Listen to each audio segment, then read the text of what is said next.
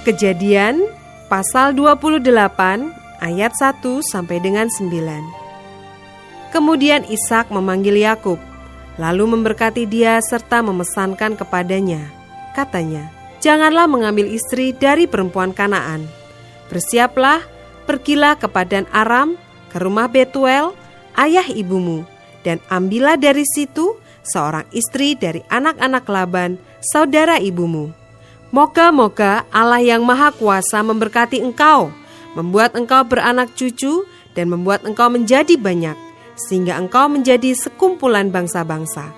Moga-moga Ia memberikan kepadamu berkat yang untuk Abraham, kepadamu serta kepada keturunanmu, sehingga engkau memiliki negeri ini yang kau diami sebagai orang asing yang telah diberikan Allah kepada Abraham."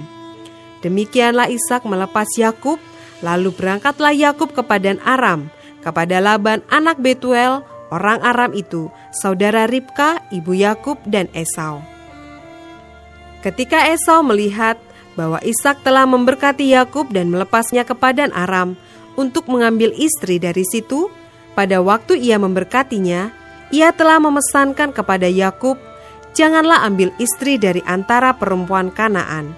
Dan bahwa Yakub mendengarkan perkataan ayah dan ibunya dan pergi ke Padan Aram, maka Esau pun menyadari bahwa perempuan Kanaan itu tidak disukai oleh Ishak ayahnya. Sebab itu ia pergi kepada Ismael dan mengambil Mahalat menjadi istrinya, di samping kedua istrinya yang telah ada. Mahalat adalah anak Ismael, anak Abraham, adik Nebayot.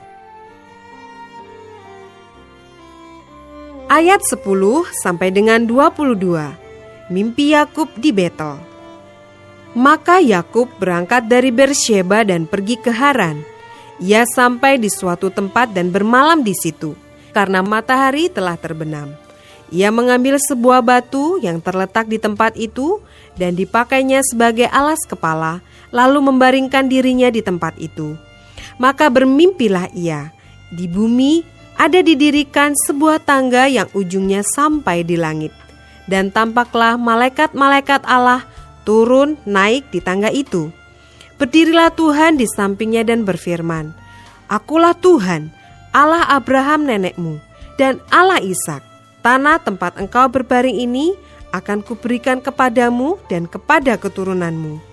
Keturunanmu akan menjadi seperti debu tanah banyaknya. Dan engkau akan mengembang ke sebelah timur, barat, utara, dan selatan.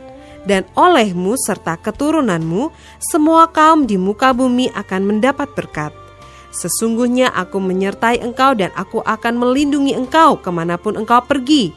Dan aku akan membawa engkau kembali ke negeri ini, sebab aku tidak akan meninggalkan engkau, melainkan tetap melakukan apa yang kujanjikan kepadamu." Ketika Yakub bangun dari tidurnya, berkatalah ia, "Sesungguhnya Tuhan ada di tempat ini, dan aku tidak mengetahuinya."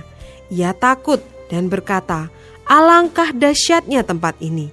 Ini tidak lain dari rumah Allah. Ini pintu gerbang surga." Keesokan harinya, pagi-pagi, Yakub mengambil batu yang dipakainya sebagai alas kepala dan mendirikan itu menjadi tugu, dan menuang minyak ke atasnya. Ia menamai tempat itu Betel, dahulu nama kota itu Luz. Lalu bernazarlah Yakub, "Jika Allah akan menyertai dan akan melindungi aku di jalan yang kutempuh ini, memberikan kepadaku roti untuk dimakan dan pakaian untuk dipakai, sehingga aku selamat kembali ke rumah ayahku, maka Tuhan akan menjadi Allahku. Dan batu yang kudirikan sebagai tugu ini akan menjadi rumah Allah. Dari segala sesuatu yang engkau berikan kepadaku, akan selalu kupersembahkan 1/10 kepadamu."